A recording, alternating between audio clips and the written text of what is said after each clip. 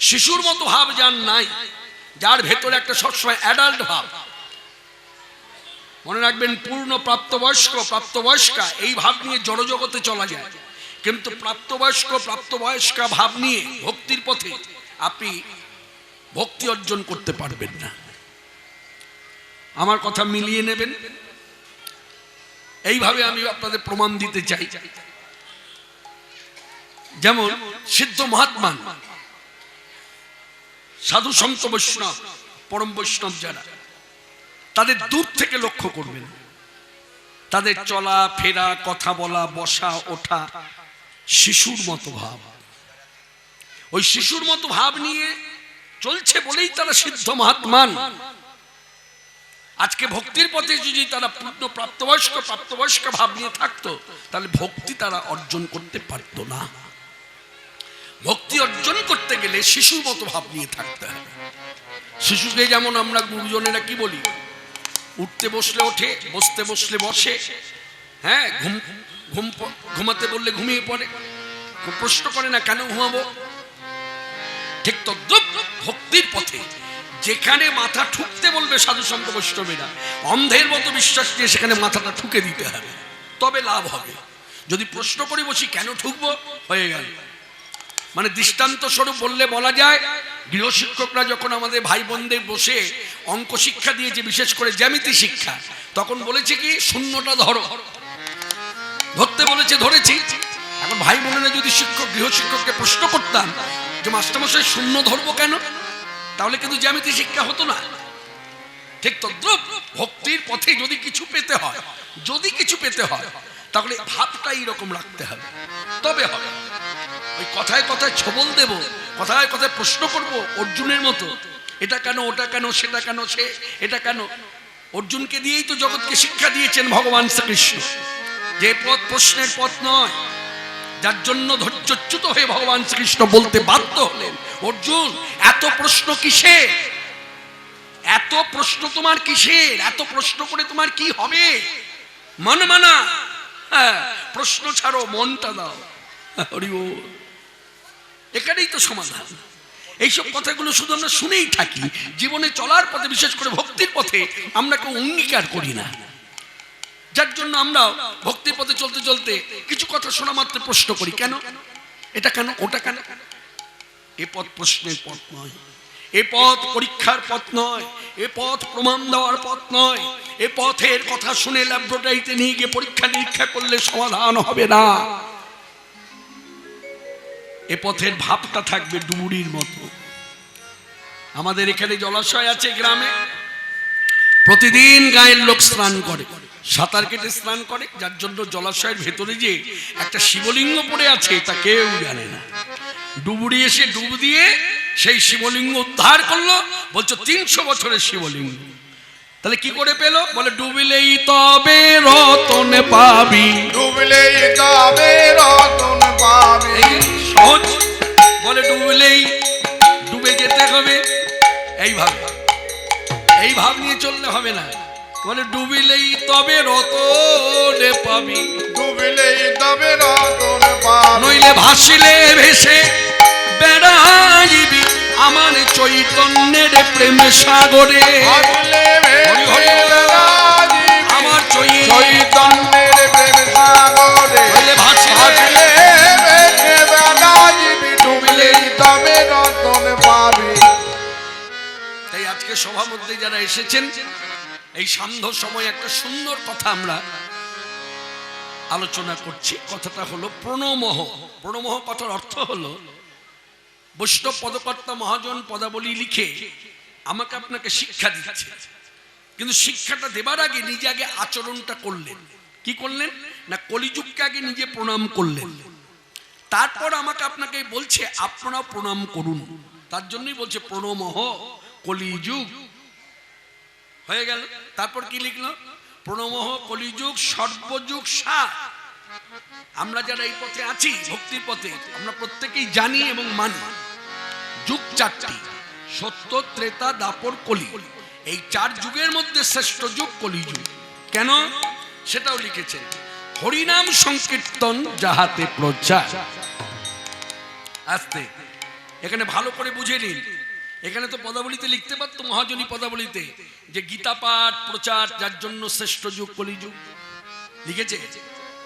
ভাগবত পাঠ প্রচার যার জন্য শ্রেষ্ঠ যুগ, লিখেছে? লিখে নাই। পদাবলী কীর্তন যার জন্য শ্রেষ্ঠ যুগ, লিখেছে? লিখে নাই। বেদ পুরাণ পাঠ প্রচার যার জন্য শ্রেষ্ঠ যুগ, লিখেছে? লিখে নাই। কি লিখল? হরিনাম সংকীর্তন যাহাতে প্রচার। হরিনাম সংকীর্তন মানে ওই যে হরে কৃষ্ণ কৃষ্ণ কৃষ্ণ হরে হরে, হরে রাম রাম রাম হরে হরে। একজনও বলছে না, 10 জন মিলে 10 পাঁচে মিলে, হয় শিকল করতালের ধ্বনিতে, নয় হাতে তালি দিয়ে, হয় দুয়ারে বসে, নয় নগর ভ্রমণে, হরিনাম সংকীর্তন প্রচার হয়েছিল বলেই, হয়েছে বলেই আজকে কলিযুগ ধন্য ধন্য ধন্য ধন্য হয়েই থাকবে। এবার আমার আপনার মনে প্রশ্ন জাগতে পারে যে আমরা তো ভাগবত পাঠ শুনি কম বেশি, সুযোগ হলে, সংসারী জীব তো সবসময় সময় করে উঠতে পারি না। তা আমাদের এই মুর্শিদাবাদ জেলার মধ্যে বহু মঠ মন্দির আছে, বা গৃহভক্তের তার গৃহেতে কুটিরে মাঝে মধ্যে ভাগবত পাঠ হয়। তা আমরা ভাগবত পাঠ শুনে অভ্যস্ত। তা ভাগবত পাঠে শুনতে এসে, ভাগবত পাঠে বসে দেখা গেছে যে বক্তা যিনি ব্যাসা শুনে বসেছেন, তিনি শাস্ত্রসম্মতভাবে কলিযুগের নিন্দা চর্চা করেছেন। তিনি তো আর নিন্দা করেননি, করেছেন হচ্ছে শ্রী শুকমুনি। এই জায়গাটা ভাবা দরকার। শ্রী শুকমুনি কথাগুলো বলেছেন, আর আমি আপনি কথাগুলো বহন করছি মাত্র। কথার মধ্যে ছিলাম, কথা হারিয়ে গেলে হবে না। সবাই শুনছেন তো? তাহলে কি বলল? প্রণমহ কলিযুগ সর্বযুগ সার, হরিনাম সংকীর্তন যাহাতে প্রচার। শ্রেষ্ঠ যুগ কলিযুগ। কেন না? হরিনাম সংকীর্তন প্রচার হয়েছে। তাহলে এখানেই তো বোঝা যায় হরিনাম সত্যযুগও ছিল, হরিনাম ত্রেতা যুগেও ছিল, হরিনাম দাপর যুগেও ছিল, কিন্তু প্রচার হয়নি। যার জন্য আজকে আমার মতো বক্তাকে যদি সভা থেকে কেউ, সে পুরুষ হোক নারী হোক, ভক্তি রাজ্যে যারা বসতি করে আছেন, এই যে ভক্তগণ জড়ো হয়েছে, কেউ যদি আমাকে অঙ্গুলি হেলি বলেন যে কৃষ্ণদা একটু সত্য যুগের হরিনাম একটু খোল করতালে করে শোনান তো, পারবো না। আচ্ছা সত্য না পারলেন, ত্রেতা বলে তাও পারবো না। আচ্ছা সত্য ত্রেতা না পারেন, অন্তত দাপর যুগের হরিনামটা করুন, পারবো না।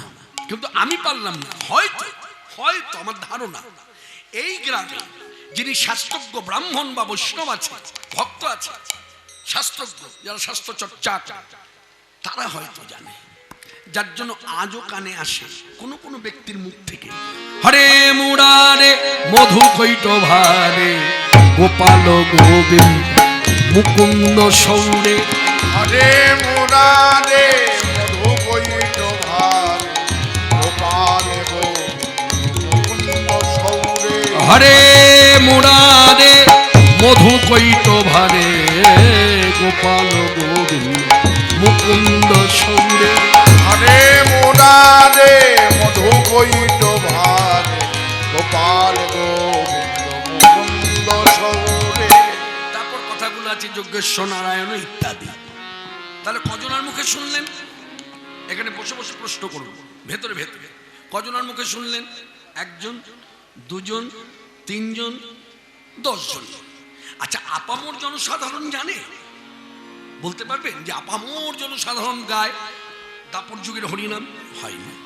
কেন হলো না? না শাস্ত্রের কথা শাস্ত্রের ভেতরে রয়ে গেল, কেউ প্রচার করেনি। ব্যতিক্রম কলিযুগের হরিনাম আপামর জনসাধারণ জানে, যে পথের পথিক নয়। হরে কৃষ্ণ। এক শ্রেণীর মানুষের ধারণা যারা এই পথের পথিক তারা জানে না, যে পথের পথিক নয়, যে হরিবাসরে আসে না, পদাবলী কীর্তন থেকে শুরু করে রামায়ণ মহাভারত বেদ পুরাণ পাঠ ভাগবত পাঠ চৈতন্য চরিতামৃত চৈতন্য ভাগবত পাঠ শোনে না, সেও পর্যন্ত জানে কলিযুগের হরিনাম কি। আপনাকে মানতেই হবে, মান্যতা দিতেই হবে কথা। কেন না? প্রচার হয়েছে। প্রচারক কলিযুগের হরিনাম সর্বত্র প্রচার হয়েছে।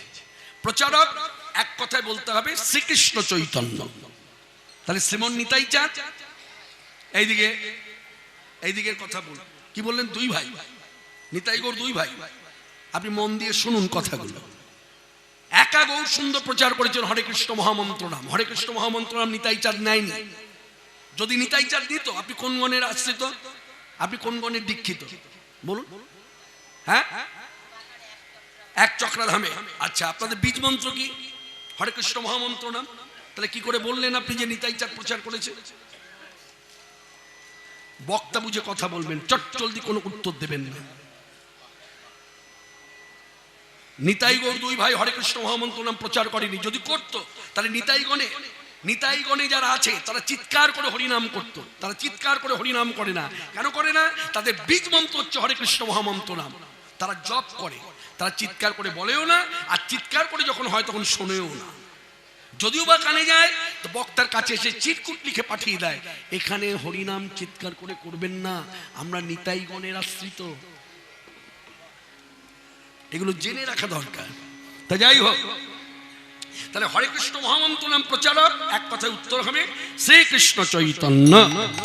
তাহলে নিতাই চাঁদকে প্রচার করেছে। নিতাই চাঁদকে প্রচার করার কথা বলেছিল কৃষ্ণ নাম। এ তো জগাই মাধে উদ্ধার লীলা সাক্ষী। চৈতন্য ভাগবতটা পড়ুন, সেখানে দেখুন বলেছে কৃষ্ণ নাম প্রচার করো। আর এই দুই মহাভাগবত নিতাই চাঁদ এবং হরিদাস ঠাকুর মহাপ্রভুর আদেশ পেয়ে যখন নাম প্রচারে গেল, গিয়ে বিপরীত করলো। কি করলো? মানুষকে শিক্ষা দিল, ভজ গৌরাঙ্গ কহ গৌরাঙ্গ কহ গৌরাঙ্গে নামে রে। ভজ গৌরাঙ্গ কহ গৌরাঙ্গ লহ গৌরাঙ্গের নামে রে। মিলল? বললো কৃষ্ণ নাম প্রচার করতে। নিতাই চাঁদ আর ঠাকুর হরিদাস যুক্তি করে ভজ গৌরাঙ্গ কহ গৌরাঙ্গ, অর্থাৎ গৌর ভজ, গৌর কথা কহ, গৌরকে ভজন করো, গৌর নাম প্রচার করো। যার জন্য মহাপ্রভু শ্রীমুখে বলেছিলেন, এগুলো সিদ্ধান্ত তুলে ধরেছেন যখন ভালোই হলো, সবই প্রভুর কৃপা। অনেকের মনে হয়তো প্রশ্ন জাগতে পারে যে হরে কৃষ্ণ মহামন্ত্র নাম প্রচার করেছেন চৈতন্যদেব, বললেন তা নিতাই সুন্দর তো করেছে না। নিতাই সুন্দরকে আদেশ দিয়েছিল করবার। নিতাই সুন্দর গিয়ে ঠাকুর হরিদাসকে নিয়ে ভজ গৌরাঙ্গ কহ গৌরাঙ্গ শিক্ষা দিল। যার জন্য আজকে আপনারা নগর পরিক্রমায় প্রভাতে সুরে গাইতে পারেন। না হলে এই শিক্ষা কোথায় পেলাম? এটা নিতাই চাঁদের দেওয়া শিক্ষা। নিতাই চাঁদ বলেছেন ভজ গৌরাঙ্গ কহ গৌরাঙ্গ লহ গৌরাঙ্গের নাম রে, যে জনা গৌরাঙ্গ ভজে সে হয় আমার প্রাণ রে। আর পাশ থেকে ঠাকুর হরিদাস দিনহীন কাঙালের বেশে তিনি বলেছেন ভজ গৌরাঙ্গ কহ গৌরাঙ্গ লহ গৌরাঙ্গের নাম রে, যে জনা গৌরাঙ্গ ভজে আমি হই তার দাস রে।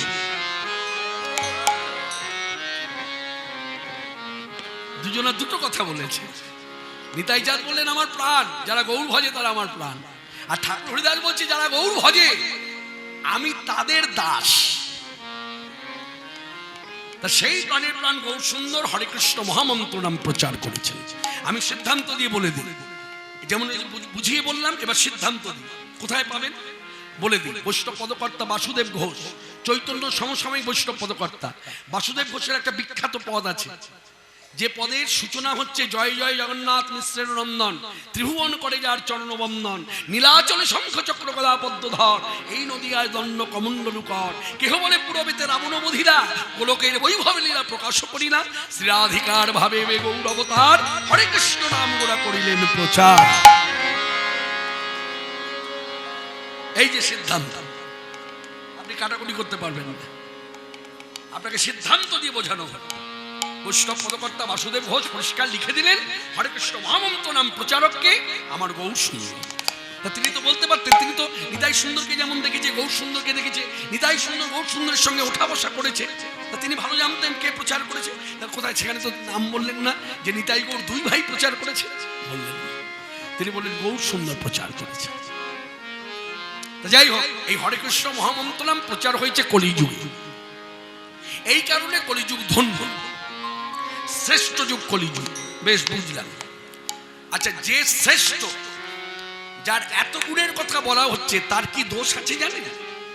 শ্রীমদ্ ভাগবত পরমহংস চূড়ামণি শিলশুকমণি ব্যাসাসনে বসেছে, এবং আপনারা অনেকেই জানেন ব্যাসাসনে যে হরিকথা বলতে বসেছে, হ্যাঁ, তিনি তো মায়াবদ্ধ ছিলেন না, যার জন্য কোনো কাপড় জামা তিনি পরেননি, একেবারে পুরো উলঙ্গ হয়ে বসেছে। হরে কৃষ্ণ, পুরো উলঙ্গ হয়ে বসেছে। আর শ্রোতাবর্গ যারা বসেছে তারা সব শাস্ত্রজ্ঞানে দিকপাল, শাস্ত্রজ্ঞানে সবাই দিকপাল, তারা সবাই শ্রোতা, সবাই শুনছে। আর শ্রীল সুখমণি ব্যাসাসনে বসে কলিযুগের দোষের কথা বললেন। কি বললেন? তিনি শ্রীমুখে বলছেন কলিযুগ সর্বদোষের আগর, মানে কলিযুগের অনেক দোষ। তাহলে আমার আপনার মনে প্রশ্ন জাগতেই পারে বৈষ্ণব পদকর্তার প্রতি, যে হে মহাজন, আপনি যে পদাবলিতে লিখলেন কলিযুগকে প্রণাম করতে, তা কলিযুগকে প্রণাম করব কি করে, ভক্তি করব কি করে? তার তো দোষ আছে, যার দোষ আছে তার প্রতি ভক্তি আসে? বলছেন না। বলছে তাহলে ভক্তি করতে বললেন? বলে শুনুন, দোষে গুণে যেমন মানুষ হয় তেমনি কলিযুগটাও দোষে গুণে ভরা। বলে কিরকম? যেমন ওর দোষ আছে তেমনি গুণও আছে। দোষের সংখ্যাটা বেশি, দোষ হয়তো অনেক, আর গুণ হচ্ছে একটি। গুণটা কি? গুণটা কখনো প্রচার হয়নি, দোষের কথাটাই প্রচার হয়েছে। যেমন আজকে এখানে আসার আগে সকালটা যে আমরা কাটিয়েছি, হ্যাঁ, বাড়িতে বেলাটা কাটিয়েছি, কেউ কেউ হরিসভায় এসে কীর্তন শুনেছি, অক্ষবর্তী কীর্তনে যে কীর্তন করলেন শুনেছি, কিন্তু গতকালও হয়েছে, আজও হয়েছে, আগামীকালও হবে, এ বন্ধ হবে না। কলিযুগে নিন্দা চর্চা মানুষ করবে, এটা ধারা। কখন করে না, কোনো প্রত্যক্ষভাবে হোক বা পরোক্ষভাবে হোক, কোনো জায়গায় কোনো একটা ঘটনা কানে পেল, মিডিয়ার মাধ্যমে জানতে পারলো যে ওই জায়গায় এরকম একটা দুষ্কার্য হয়েছে, সঙ্গে সঙ্গে আমরা মানুষ কি করি, চটজল দিয়ে একটা মন্তব্য করি। আর বলবেন না কলিযুগ, এই হলো কলিযুগ, না হলে এইরকম হয়, বলি না? কোনো দুষ্কার্য চোখে পড়লো বা প্রত্যক্ষভাবে জানতে পারলাম, পরোক্ষভাবে জানতে পারলাম, সঙ্গে সঙ্গে বলে দিলাম কলিযুগ, যার জন্য এই হচ্ছে। তাহলে দোষী সাব্যস্ত কাকে করলেন? কলিযুগকে। বেশ, তাহলে কলিযুগকে দোষী সাব্যস্ত করলেন। আচ্ছা, দোষটা করলো কে? পশু পাখি তো করে না। পশু পাখি দোষ করে? করে না। জন্তু জানোয়ার তাও করে না। দোষ করে কে? মানুষ। তাহলে মানুষ দোষ করলো, ধরুন আমি দোষ করেছি। আচ্ছা, আমি দোষ করেছি, সেখানে আমার দোষের কথা বলবেন, সেখানে আমাকে দোষী সাব্যস্ত না করে আপনারা কি করলেন? কলিযুগকে দোষী সাব্যস্ত করলেন। কথাটা ঠিক না ব্যাঠিক? সম্পূর্ণ ভুল। বলে কিরকম? একটা দৃষ্টান্ত দিয়ে বলি, আর এই দৃষ্টান্তটা আমি বলছি, বহন করছি মাত্র। এই দৃষ্টান্ত যিনি দিয়েছেন তিনি হলেন আমার পরমারাধ্য গুরুদেব সিদ্ধ মহাত্মান ওং বিষ্ণুপাদ ডক্টর মহানামব্রত ব্রহ্মচারী। ডক্টর মহানামব্রত ব্রহ্মচারীজির দৃষ্টান্ত শুনুন কি বলছে। বলছে এই যে আলো জ্বলেছে, আলোর নিচে কি হচ্ছে? কীর্তন হচ্ছে। আচ্ছা, আলো কি কোনো কীর্তনিয়াকে বলেছে আমি আলো দিলাম আপনারা কীর্তন করুন? বলছে না। আবার এই আলোর সাহায্য নিয়ে কেউ পড়াশোনা করছে, কেউ স্বাস্থ্য চর্চা করছে। আলো কি সেখানেও বলেছে যে আমি আলো দিলাম তোমরা পড়ো বা আপনারা স্বাস্থ্য চর্চা করুন? বলে না, বলেনি। আবার এই আলোর সাহায্য নিয়ে আমি সেই ব্যক্তি নিজের মায়ের পেটের ভাইকে ঠকাবো বলে জাল দলিল তৈরি করছি। এক্ষেত্রে আপনি কাকে দোষী সাব্যস্ত করবেন?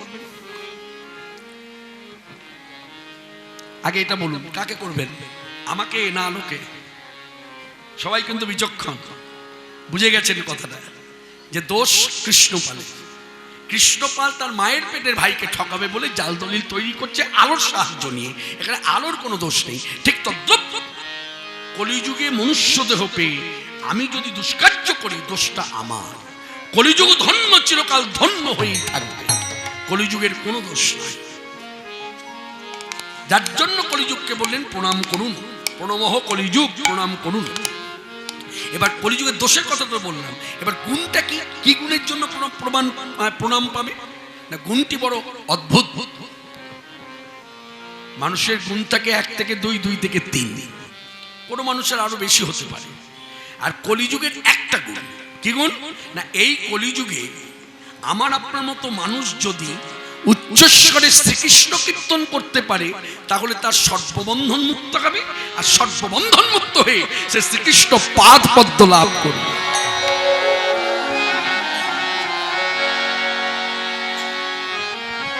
শুনলেন মায়েরা? বলছে এই কলিযুগে মানুষ যদি হরিনাম করে, তাহলে হরিনাম করলে কি হবে? তার সকল বাধা বিপত্তি দূরে যাবে, কেটে যাবে। কেটে যাবার পর তার স্থান কোথায় না? শ্রীকৃষ্ণ পাদ পদ্ম। দেখেছেন কি মহিমা? এই জন্যই বৈষ্ণব মহাজন পদ রচনা করে বলে দিলেন আপনারা কলিযুগকে প্রণাম করুন। আর এই কারণেই আমার শ্রীকৃষ্ণ চৈতন্যদেব শ্রীল অদ্বৈতাচার্য প্রভুর ডাকে গোলকের ঠাকুর যখন ভুলোকে এলেন, তখন মানুষের মাঝে মানুষের সাজে এসে চৈতন্যদেব নাম প্রচার করলেন।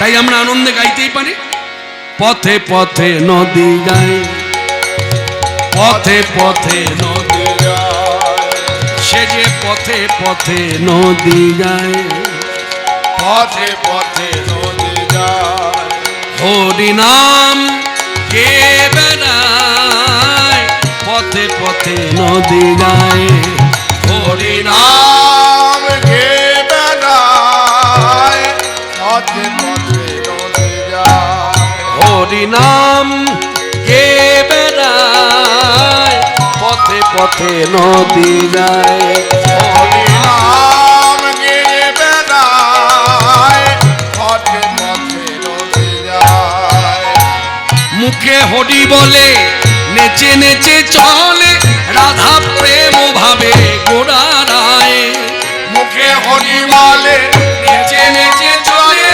রাধা প্রেম ভাবে গোটা নাই, সে যে মুখে হরি বলে, মুখে হরি বলে, মুখে হরি বলে নেচে নেচে চলে, রাধা প্রেম ভাবে গোড়ারায়, মুখে হরি বলে নেচে নেচে চলে, রাধা প্রেম ভাবে গোটা নাই, পথে পথে নদী যায়, হরি নাম গে বেড়ায়, পথে পথে নদী যায়, হরি নাম গে বেড়ায়, পথে পথে নদী যায়, রাধার প্রেমে পাগল পারা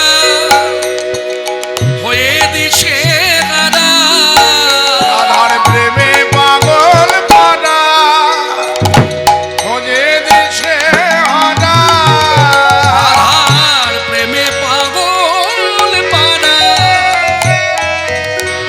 সে যে পাগল পারা হয়ে দিশে হারা, রাধার প্রেমে পাগল পানা খোঁজে দেশে হানা, দু নয়নে শুধু বহে প্রেমবাণী ধারা, নয়নে শুধু বহে বহে প্রেম বাণী ধারা, সে যে নদীয়ার পথে প্রেমের ভিখারি, নাম প্রেম বন্যায় জগৎ ভাষায়, সে যে নদীয়ার পথে প্রেমের ভিখারি, নাম প্রেম বন্যায় জগৎ ভাষা, সে যে নদীয়ার পথে, কখনো পুরিয়ার পথে, কখনো বা শান্তিপুরের পথে, নদীয়ার প্রেমের ভিখারি, নাম প্রেম বন্যায় জগৎ ভাষায়, সে যে নদীয়ার পথে প্রেমের ভিখারি, নাম প্রেম বন্যায় জগৎ ভাষা, পথে পথে নদী যায়, হরি নাম গে বেড়ায়, পথে পথে নদী যায়, হরি নাম গে বেড়ায়, পথে পথে নদী যায়, হরি নাম গে চলে যায়, পথে পথে নদী যায়।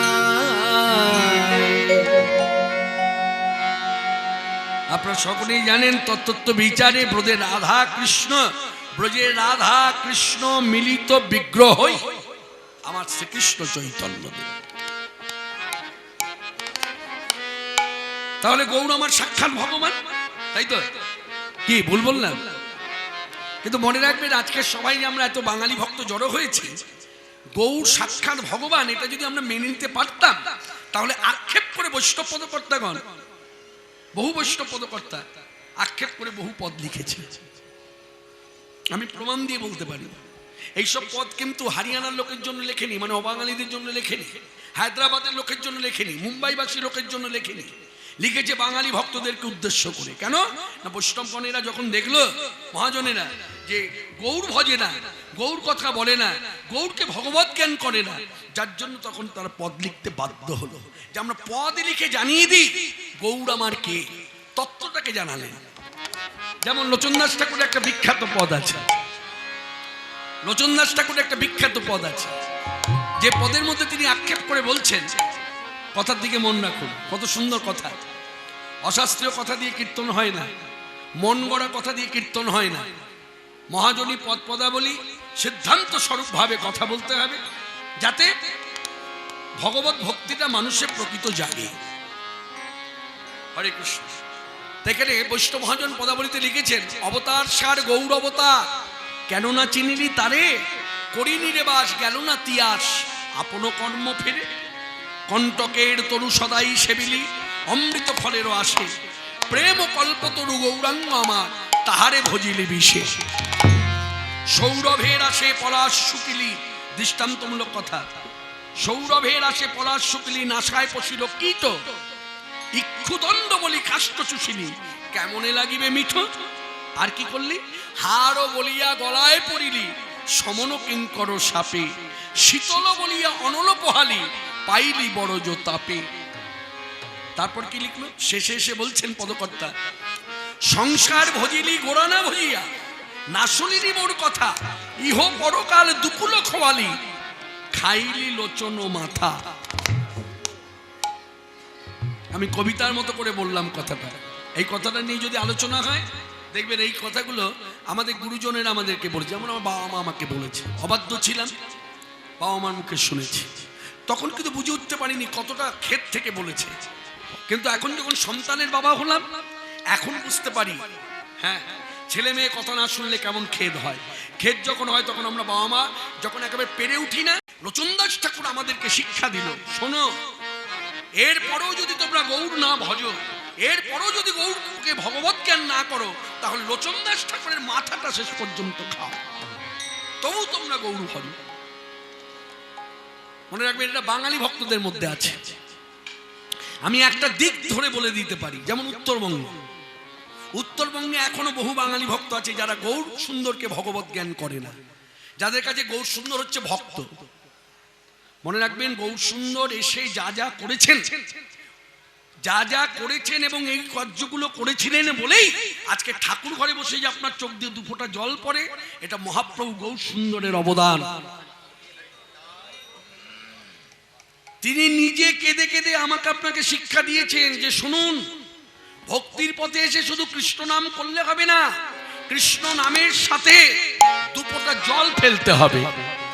কেন কেন যদি কেউ প্রশ্ন করে কেন, তাহলে বলি, আখর দিয়ে বলি, তোমরা জপ আর কাঁদো বসে, জপ আর কাঁদো বসে, তোমরা জপ আর কাঁদো বসে, জপ আর কাঁদো বসে, যত কাঁদিবে যত কাঁদিবে যত কাঁদিবে প্রাপ্তি নিকট হবে, কৃষ্ণ কৃষ্ণ কৃষ্ণ বলে, যত কাঁদবে প্রাপ্তি নিকট হবে, কৃষ্ণ কৃষ্ণ কৃষ্ণ বলে, কাঁদবে প্রাপ্তি নিকট হবে, জপ আর কাঁদো বসে। তোমরা জপ করো, জপের সাথে কান্না জুড়ে দাও। নামের সঙ্গে যখন কান্না জুড়ে দেবে, তখন কৃষ্ণ আর থাকতে পারবে না, তৎক্ষণাৎ তোমার কাছে আসবে। এই কথাটা নিজের জীবন দিয়ে ভাবুন। আপনিও তো ছোট ছিলেন, আমিও তো ছোট ছিলাম। মাতৃগর্ভ থেকে তো আর সুখদেবের মতো আমরা কেউ এত বছর বয়স নিয়ে আসিনি, সবাই ছোট্ট শিশু হয়ে এসেছি। এইদিকে তো ছোট্ট শিশু আস্তে আস্তে যখন বড় হচ্ছে, একটু হাঁটতে শিখেছি, একটু বসতে শিখেছি, তখন মা কি করেছে, কোনো এক জায়গায় রেখে দিয়ে কাজে যুক্ত। মা মা করে ডেকেছি, তখনও মায়ের দেখা পাইনি, মা তখন কাজেই লিপ্ত হয়ে আছে। যেই মা ডাকের সাথে কান্না জুড়ে দিয়েছে, মা তখন সকল কাজ ছেড়ে দিয়ে সন্তানকে এসে কোলে তুলে দিয়েছে। এই কথাগুলো কোনো ধারণ করতে হবে যে কৃষ্ণ নামের সঙ্গে কাঁদতে হবে। কেন কেন কাঁদে ভক্ত না, কেন কাঁদে বৈষ্ণবেরা না? কাঁদে এই অর্থে, কৃষ্ণ যেন ছুটে আসে তার কাছে। এত ডাকছে, ডাকে তো সাড়া দিচ্ছে না। এই ডাকের সঙ্গে জলটা জুড়ে দিলেই, চোখের জলটা জুড়ে দিলেই, তাহলেই তিনি সাড়া দেবেন, দিতে বাধ্য। যার জন্য মহাপ্রভু নিজে আচরণ করে জীব শিক্ষা দিয়েছেন।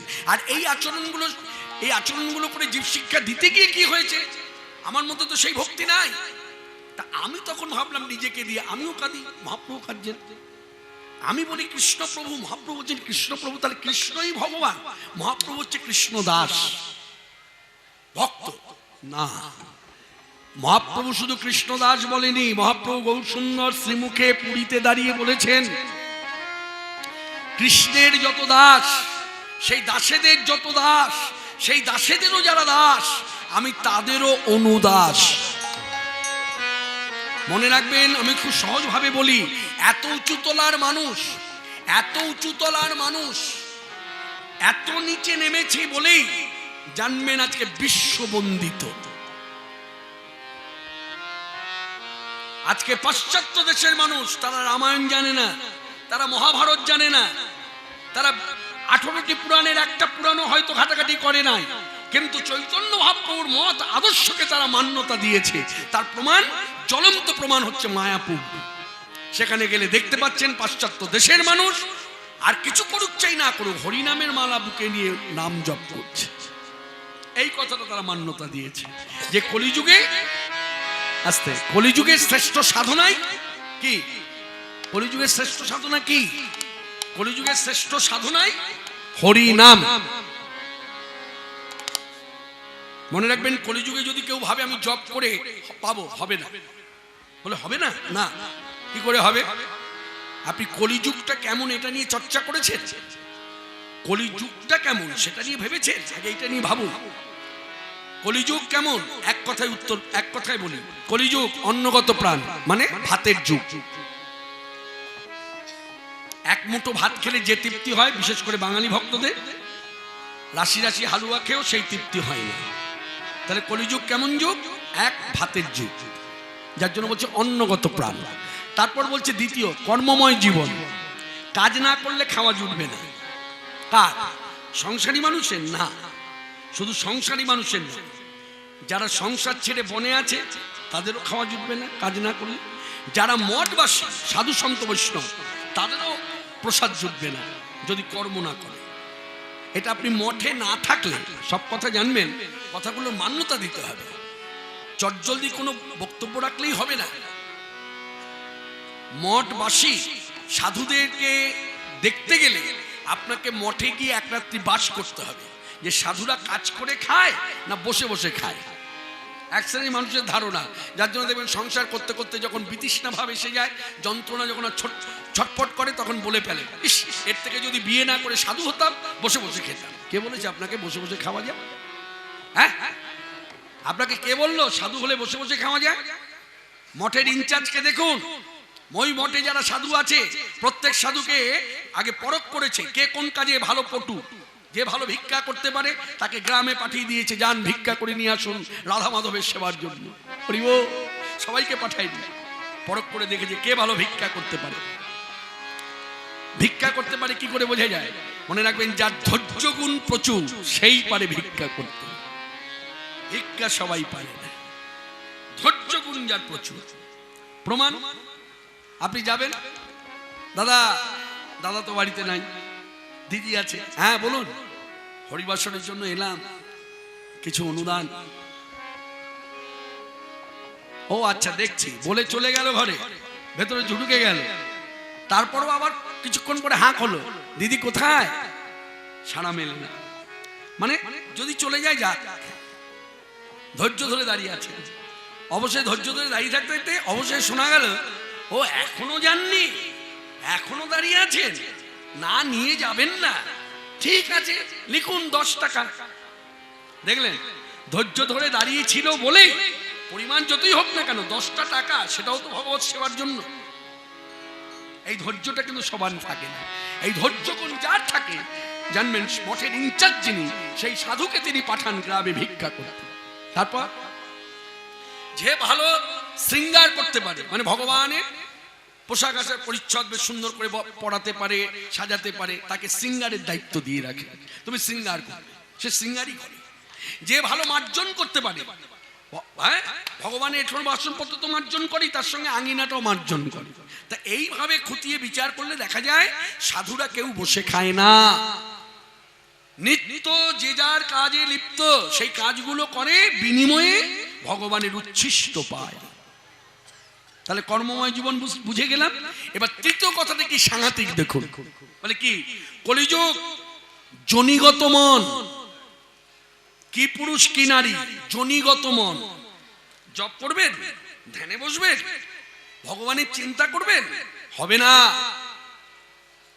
প্রকৃতিকে এড়াতে নারীবা, যার জন্য সব দিক চিন্তা করে বিচার করে চৈতন্যদেব তিনি কলিযুগে এসে আমার আপনার মতো মানুষকে সহজ পথ দেখালেন। তোমরা প্রাণ ভরে হরিনাম করো, হরিনাম করলেই তোমরা কৃষ্ণকে পাবে। হরিনাম, হরিনামের ফল কি?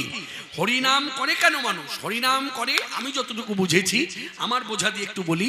হরিনাম মানুষ করে এই অর্থে, হরিনাম করলে কৃষ্ণের প্রতি ভালোবাসা জাগে। ভুল বললাম? আমি কি ভুল বুঝেছি? বলুন বলুন, আপনারা বলুন। আমি আমার কথাগুলো এখানে উপস্থাপনা করব।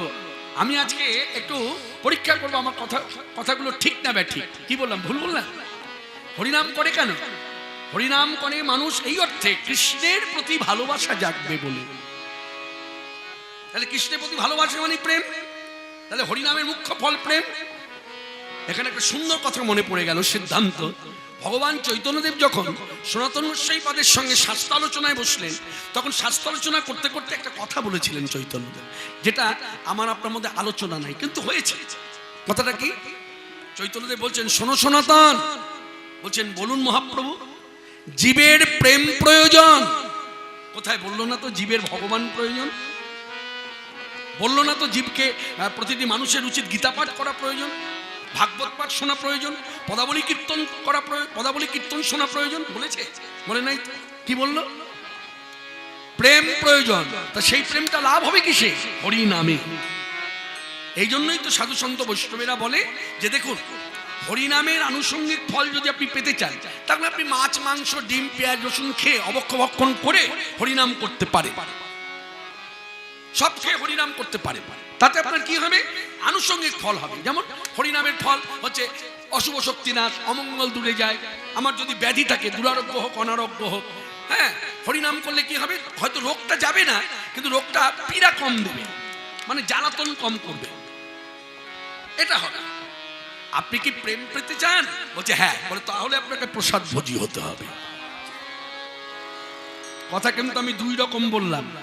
এবার আপনাদের ব্যক্তিগত ব্যাপার। আমি কারণ ভক্তির পথে কাউকে জোর করে চাপিয়ে দেওয়াটা ঠিক নয়। কোন সিদ্ধ মহাত্মানের কাছে গেলে আজও পর্যন্ত কোন সিদ্ধ মহাত্মান বলেনি সংসারী মানুষকে যে তোমরা এগুলো ছাড়ো তারপর হরিনাম করো, বলেনি। তারা কি করেছে? তারা যাওয়া মাত্র যখনই গিয়ে বলেছি আপনার মতো সিদ্ধ মহাত্মানকে পেয়ে আমার মন বলছে আমরা স্বামী স্ত্রী দুজনায় দীক্ষা নেব। সঙ্গে সঙ্গে বলছে বাবা দীক্ষা নয়, আগে নাম নাও। মেডিসিনটাকে দিয়ে দিল, নাম না। জানে তো অন্তর্যামী তো, তারা নেগেটিভ পজিটিভ দুই দেখতে পায়। তারা মুখে কিছু বলে না, আলোচনাও করে না, জিজ্ঞাসাও করে না কি গো তোমরা কি খাও, বলে না। বুঝে যায়, দেখতে পায় কি খায়। যখন বুঝে গেল তখন মেডিসিনটা দিয়ে দিল। দীক্ষা মন্ত্র দিল না, বীজ মন্ত্র, হরিনাম দিল। হরিনামের কি গুণ? হরিনাম জপ করতে করতে করতে করতে জীবের ভেতরে তখন চেতনা জাগে। কোন চেতনা? চেতনায় জগতে চলা যায়, ভালো মন্দ বিচার করা যায়। আর শুদ্ধ চেতনায় কি হয়? শুদ্ধ চেতনায় জাগে আমি প্রভু, আমি দাস, প্রভু কৃষ্ণ। তাহলে আমি যদি তার দাস হই, তাহলে যে খাদ্যদ্রব্যগুলো প্রভুকে দেওয়া যায় সেই দ্রব্যগুলো প্রভুকে দেব, প্রভুকে আগে খাওয়াবো, তারপর প্রভুর উচ্ছিষ্ট আমি পাবো। এটা হরিনাম না করলে হবে না। এটা যতই আপনাকে বোঝানো হোক ভেতর ঘরে নিয়ে গিয়ে যেগুলো খেলে পরে এরকম উত্তপ্ত হবে, ওই হবে, এসব কথা ফালতু কথা। ফালতু কথায় একদম যাবেন না। এক কথায় জেনে নিতে হবে হরিনাম করলে ভেতর কাজ হবে, এই জায়গাটা শুদ্ধ হবে। তার প্রমাণ চৈতন্য ভাগবত। জগাই মাধাই এত পাপিষ্ঠ ছিল, বিষ্ণুর উপাসক দেখলে ধেয়ে যেত, মারবার জন্য উদ্যত, শুধু উদ্যত নয় ধরে ফেলতো, মারতো, কিলচর ঘুষি। এইরকম আচরণ যাদের ছিল তাদের চৈতন্যদেব হরিনাম দিল, দিয়ে তাদের চিত্তটা শুদ্ধ করলো। করবার পরের ঘটনা, তারপর সেই জগাই মাথায় পাপি তাপি তারা কি করলো? কাটোয়ার গঙ্গার ঘাটে বসে স্নানের পরে কোনো আহার আদি না করে, জলগ্রহণ না করে দুই ভাই মিলে 1 লক্ষ করে হরিনাম জপ করত। দেখেছেন কি অমূল পরিবর্তন? বলেছিল চৈতন্যদেব যে তোমরা দুই ভাই 1 লক্ষ করে নাম জপ করবে? বলেছিল? বলে নাই। কোনো শাস্ত্রগ্রন্থে লেখা নাই। কিন্তু জগাই মাধাই ওই নাম যখন পেল, ওই নাম তাদের ভেতরে এমন ক্রিয়া করলো, সেই ক্রিয়া, সেই খেলায় খেলতে খেলতে খেলতে খেলতে জগাই মাধাই একদিন মদও খায় না, মাংসও খায় না, নারী নির্যাতন দূরের কথা। এখানে আমার একটা কথা বলতে ইচ্ছা হচ্ছে, বলি। কথাটা কিভাবে নেবেন আমি জানি না, বলি। আমাদের এই মুর্শিদাবাদ জেলা বলুন, বিভিন্ন আমাদের পশ্চিমবাংলায় যে এত জেলা আছে, বিভিন্ন জেলার রাধাকৃষ্ণের লীলা কথা মানুষ শুনতে খুব ভালোবাসে। দেখবেন একদিনের গানের জন্য, একদিনের কীর্তনের জন্য যদি কোনো বক্তা আসে, সঙ্গে সঙ্গে গিয়ে বলে আপনি আজকে কৃষ্ণলীলা বলুন, আমরা কৃষ্ণলীলা শুনছি। কেন বলুন তো, এত কৃষ্ণলীলার প্রতি আকর্ষণ কেন?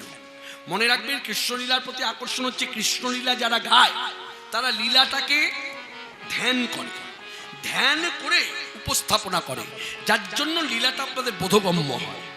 আর গৌরাঙ্গ লীলা ভক্তচরিত কথা যারা গায় তারা এই কথাগুলোকে ধ্যান করে না, বলার কথা বলে, ক্যাসেট শুনে বলে, যার জন্য জগাই মাধে উদ্ধার। এখনো মানুষ বলে জগাই মা আরে কি পালা হলো, বলে জগাই মাধে উদ্ধার। আচ্ছা বলুন তো, জগাই মাধে উদ্ধার পালা? হ্যাঁ, পালা না লীলা? কোনটা বলুন? ভক্তির পথে তো আছেন, স্বরূপ করেছেন, বলো বলো, স্বরূপ করেছো বলো, উত্তর দাও। জগাই মাধে উদ্ধার পালা না লীলা? হ্যাঁ, লীলা। হ্যাঁ, আমার রামচন্দ্র যা করলো লীলা, কৃষ্ণ যা করলো সব লীলা, আর মহাপ্রভু গৌর সুন্দর নিতাই সুন্দর যা করলো সব পালা। পালা বলছে কেন? এটা শ্রোতার দোষ না, এটা বক্তা যিনি বলছেন গৌরাঙ্গ লীলা কথা, ভক্ত চরিত কথা, চৈতন্য চরিতামৃত চৈতন্য ভাগবত থেকে, তিনি ভালো করে চৈতন্য চরিতামৃত চৈতন্য ভাগবত হৃদয়ঙ্গম করে নাই, যার জন্য তার উপস্থাপনাটা ভেসে বেড়ায়, আর শ্রোতারাও ভেসে ভেসে শোনে, ভেতরে বসতে পারে না। যার জন্য সুবক্তার মুখে গৌর কথা শুনতে হয়, যে ভালো গৌর কথা বলতে পারে। যেমন কৃষ্ণলীলা, কিছু কিছু বক্তা আছে তাদের মুখে কৃষ্ণলীলা শুনলে লীলা যেন একবার স্মরণ হয়, আহা এই তো লীলা হচ্ছে। ঠিক তদ্রূপ কিছু কিছু গৌরাঙ্গ লীলার বক্তা আছে, সবাইকে এক জায়গায় দাঁড় করালে হবে না। কিছু কিছু বক্তা আছে তাদের মুখে হরিকয় গৌর কথা শুনলে মনে হয় যেন এই যে গৌর আমার লীলা করছে, এই যে গৌর আমার নাম প্রচার করছে। আজকে সবাই যারা এসেছেন তারা জানবেন, মানবেন, গৌর আমার সাক্ষাৎ ভগবান, একেবারে ব্রজের কৃষ্ণ এবে গৌর হয়ে এসেছে। প্রমাণ বলছে, প্রমাণ কথাটা বলতে হয় বলি, কিন্তু প্রমাণ তো এই পথে হয় না। তবু যখন বলছেন প্রমাণ, তাহলে সিদ্ধান্ত দিয়ে বলি, রসে তনু ঢর ঢর গৌর কিশোর বড়, উলধ্বনি রসে তনু ঢর ঢর গৌর কিশোর বড়, রসে তনু ঢর ঢর গৌর কিশোর বড়, রসে তনু ঢর ঢর গৌর কিশোর বড়, ওগো এবে নাম শ্রীকৃষ্ণ চৈতন্য, আরে নাম শ্রীকৃষ্ণ চৈতন্য, তাপর যুগেতে শ্যাম কলিতে চৈতন্য নাম, তাপর যুগেতে শ্যাম কলিতে চৈতন্য নাম, গর্গ বাক্য ভাগবতে লিখি, খড়গ বাক্য ভাগবতে লিখে। আস্তে বেশ, ভক্তগণ যারা উপস্থিত আছেন সকলের উদ্দেশ্যে বলি। আচ্ছা, এখানে সিদ্ধান্ত দিয়ে পদ রচনা করে এখানে বলা হলো একটা শাস্ত্রগ্রন্থের নাম, শাস্ত্রগ্রন্থের নাম বলা হয়েছে। সেই শাস্ত্রগ্রন্থের নামটা কি এইমাত্র শুনলেন, বলুন। যা বাবা, শোনেননি?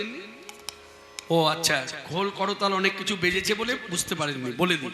লিখেছে গর্গ বাক্য ভাগবতে লিখি, তার মানে শ্রীমদ ভাগবত আমাদেরকে জানাচ্ছে ব্রজের কৃষ্ণই গৌর হয়ে এসেছে, গৌর আমার সাক্ষাৎ গোবিন্দ।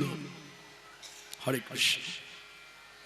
আচ্ছা, এটা গেল শাস্ত্রের কথা। একবার অনুভব রাখবেন, কৃষ্ণের বিগ্রহ দর্শন করবেন, কৃষ্ণ বিগ্রহ ভালো করে দেখবেন, বিশেষ করে মুখমণ্ডলে কৃষ্ণের দুটো চোখ দেখবেন। দেখার পরে পাশে যদি গৌর সুন্দর থাকে, গৌর সুন্দরী চোখ দুটি দেখবেন, দেখবেন চোখের দিকে তাকালেই বোঝা যায় কৃষ্ণই গৌর, গৌর কৃষ্ণ। গর্গ বাক্য ভাগবতে লিখি, খড়গ বাক্য ভাগবতে লিখে, অন্তরেতে শ্যাম তনু বাহিরে গৌরাঙ্গ জনু, অন্তরেতে শ্যাম তনু বাহিরে গৌরাঙ্গ জনু, অদ্ভুত শ্রী চৈতন্য চৈতন্য লীলা, কি অদ্ভুত শ্রী চৈতন্য লীলা। রাই সঙ্গে খেলজিতে কুঞ্জ বনে বিলসিতে, রায় সঙ্গে খেলজিতে কুঞ্জ বনে বিলসিতে। শ্যাম আমার অনুরাগে গৌর তনু হইলা, অনুরাগে গৌরতনু হইলা। অনুরাগে গৌর তনু হইলা, শ্যাম অনুরাগে গৌরতনু হইলা। অন্তরেতে শ্যাম তনু বাহিরে গৌরাঙ্গ জনু, অন্তরেতে শ্যাম তনু বাহিরে গৌরাঙ্গ জন। কি অদ্ভুত শ্রী চৈতন্য লীলা, কি অদ্ভুত শ্রী চৈতন্য লীলা। নানা কহিবার কথা নয়, কহিলে কি জানি হয়। কহিবার কথা নয়, কহিলে কি জানি হয়। আবার না কহিলে, না কহিলে, না কহিলে মনে বড় তাপ, না কহিলে মনে বড়তা।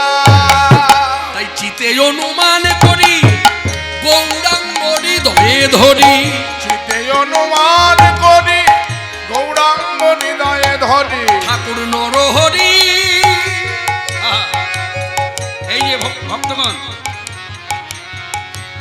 এই যে এতক্ষণ কীর্তন হলো, বলুন একটা বাইরের কথা বলেছি? তাহলে আমি যে কথাটা বললাম কথাটা ঠিক। অশাস্ত্রীয় কথা দিয়ে কীর্তন হয় না, মন গড়া কথা দিয়ে কীর্তন হয় না। যতগুলো কথা আপনাদের কাছে উপস্থাপনা করেছি এতক্ষণে, প্রত্যেকটি কথার মধ্যে বৈষ্ণব মহাজনী পদকে এর যোগ দিয়েছি। দেখুন, ঠাকুর নরহরি কে? মধুমতি সখীর ভাবে শ্রীখণ্ডবাসী নরহরি। আমরা বলি আরতি করে নরহরি, ওরা চাঁদের বদল হেরি, সেই নরহরি করো এ বিলাপ। নরহরি করো যে বিলাপ। আমি কারে কহি বিবরণ, আমি কানে কহি বিবরণ। আমি কারে কহি বিবরণ, আমি কানে কহি বিবরণ। এ কথা শুনিবে বা কোন জন, না কহিলে ফাটে মন, কথা শুনিবে মা কোন জলে না না কহিলে ফাটে মন। কথা শুনিবে মা কোন জলে আমি না কারে কহি বিবরণ। নরহরি করো এ বিলাপ। নরহরি করো যে বিলাপ। তাই সবাই মিলে এবার যখন জেনে গেলাম গৌর তত্ত্ব, সবাই মিলে চিৎকার করে বলুন জয় শ্রী গৌর হরি। জয় শ্রী গৌর হরি। আচ্ছা, মাইকে বলবো না, যদিও বা বলি মাইকটা বন্ধ করি। যে মাইকের সামনে দাঁড়িয়ে বলছেন তাই আপনারটাই শোনা যাচ্ছে, আমাদেরটা শোনা যাচ্ছে না। জয় শ্রী গৌর হরি। জয় শ্রী গৌর হরি। জয় শ্রী গৌর হরি। এটা হচ্ছে আমাদের বাঙালি ভক্তদের বুলি। আমি বহুবার বহু সভায় দাঁড়িয়ে কথাগুলো প্রচার করেছি। এই অর্থে করেছি, ভেতরে একটা দুঃখ আছে। কেন না, আমাদের বাঙালি ভক্তদের নিজস্ব কোনো পরিচয় নেই।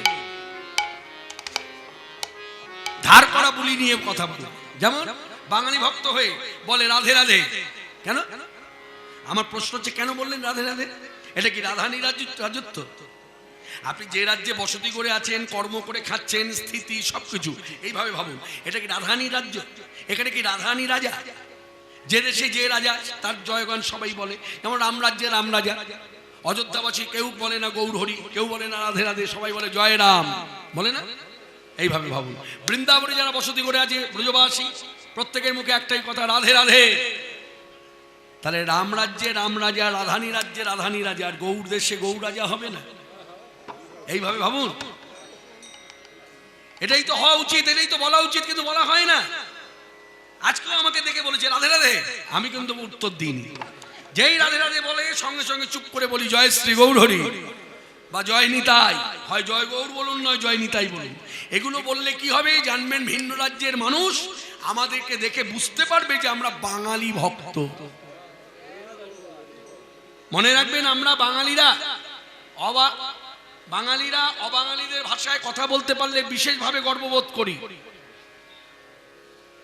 কিন্তু প্রকৃত বাঙালি যারা, তারা বাংলা ভাষায় কথা বলে গর্ব পায়, গর্ববোধ করে। কেন? আমি যেটুকু বুঝি সেটা দিয়ে বলি। আমি গর্ববোধ করি এই কারণে যে আমাদের যে পঞ্চতত্ত্ব, অদ্বৈত, নিতাই চাঁদ, গৌর সুন্দর, গদাধর, শ্রীবাস, এই যে পঞ্চতত্ত্ব দিয়ে বলি, সবাইকে টানার দরকার নেই, পঞ্চতত্ত্ব দিয়ে ভাবুন। এই যে পঞ্চতত্ত্ব পাঁচজন আছে, এরা পাঁচজনাই বাংলা ভাষায় কথা বলতেন। এই জায়গাটা ভাবুন, তাহলেই তো গর্ব হবে যে আমি যে বাংলা ভাষায় কথা বলি, এই বাংলা ভাষায় কথা বলতেন এই পঞ্চতত্ত্ব। বলুন তো কত গর্বে। হ্যাঁ, আজকে এরা বাংলা ভাষায় কথা বলেছিলেন বলেই বাংলা ভাষার এত মর্যাদা বেড়েছে, বাঙালি জাতি এখনো বেঁচে আছে। বাঙালি জাতি বাঁচিয়ে রাখার মূলেই হচ্ছে এই পাঁচজন। এই জায়গাগুলো কথা নিয়ে আলোচনা হয় না, এগুলো আলোচনার প্রয়োজন। অতএব যে রাজ্যে থাকবো সেই রাজ্যে রাজাকে জয় দিতে হবে। আমরা তার অনুগত দাস, আমরা গৌর দাস, আমরা নিতাই চাঁদের দাস, দাসী হয়ে আমরা বলবো জয় নিতাই, জয় গৌর। যদি একটা বলতে হবে, যদি জয় গৌর বলি জয় গৌর বলুন, জয় নিতাই বললে জয় নিতাই বলুন। জয় নিতাই জয় গৌর হয় না, তাহলে আবার ভক্তি রাজ্যে পরম বৈষ্ণবেরা হাসে। তাহলে নিতাই গৌর তোমরা আলাদা করছো, যার জন্য আলাদা করে জয় নিতাই বলছো। একবার নিতাই বলে বলার পরে হয়তো ভেতরে ভাব আসছে গৌরের জয় ধ্বনি তো দেওয়া হলো না। মনে রাখবেন, যে নিতাই সেই গৌর অভিন্ন তনু, দুই ভাই এক তনু সমান প্রকাশ, এক বস্তু দুই ভাগ ভক্তি বিলাইতে, আমরা গৌরাঙ্গ জানি সবে নিত্যানন্দ হইতে। এই সিদ্ধান্ত যদি চৈতন্য ভাগবতের হয়, তাহলে চৈতন্য ভাগবতের মান্যতা দিয়ে বলতে হবে জয় নিতাই। যদি তা না হয় জয় গৌর। সবাই মিলে হাতে তালি দিয়ে গৌরাঙ্গ গৌরাঙ্গ গৌরাঙ্গ হে, গৌরাঙ্গ গৌরাঙ্গ গৌরাঙ্গ হে, গৌরাঙ্গ গৌরাঙ্গ গৌরাঙ্গ হে, গৌরাঙ্গ গৌরাঙ্গ গৌরাঙ্গ হে, গৌরাঙ্গ গৌরাঙ্গ হে, গৌরাঙ্গ গৌরাঙ্গ গৌরাঙ্গ হে, গৌরাঙ্গ গৌরাঙ্গ গৌরাঙ্গ হে, গৌরাঙ্গ গৌরাঙ্গ গৌরাঙ্গ হে, গৌরাঙ্গ গৌরাঙ্গ গৌরাঙ্গ হে, গৌরাঙ্গ গৌরাঙ্গ গৌরাঙ্গ হে, গৌরাঙ্গ গৌরাঙ্গ গৌরাঙ্গ হে, গৌরাঙ্গ গৌরাঙ্গ গৌরাঙ্গ হে, গৌরাঙ্গ গৌরাঙ্গ গৌরাঙ্গ হে, গৌরাঙ্গ গৌরাঙ্গ গৌরাঙ্গ হে। এখানে একটা কথা মনে পড়ে গেল, বলি বলি বলি, তবে ষোলয় ছন্দের মধ্যে দিয়ে বলি বলি বলি।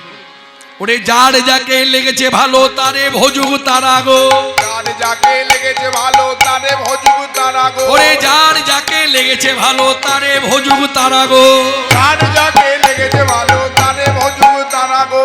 আস্তে মনে রাখবেন, গৌড়ীয় সম্প্রদায় ছাড়া, মানে মহাপ্রভু গৌর সুন্দরের মতাদর্শী ভক্ত ছাড়া এই কথা আপনি কারোর মুখে পাবেন না। কি কথা? কথাটা লক্ষ্য করুন, কি বলছে? বলছে যার যাকে লেগেছে ভালো। ধরুন আমার ভালো লেগেছে কাকে? কালীকে, মা কালীকে ভালো লেগেছে, তাহলে মা কালীকে আগে ভালো লেগেছে, তারপর ভালোবাসা। তাই বলছে গৌড়ীয় বৈষ্ণবেরা, যদি আপনার মা কালীকে ভালো লেগে থাকে তাহলে ভালোবাসা দিয়ে ভজন করুন, কোনো আপত্তি নেই। যদি আপনার শিবকে ভালো লেগে থাকে তাহলে শিবকে ভালোবেসে ভজন করুন। যদি আপনার গণেশজিকে ভালো লেগে থাকে, মানে অনন্ত কোটি ব্রহ্মাণ্ডে যত দেবদেবী আছে তাদের কারোর প্রতি যদি আপনার ভালো লাগা ভালোবাসা জেগে থাকে তাহলে ভালোবেসে ভজন করুন। কি বোঝায় কথাতে?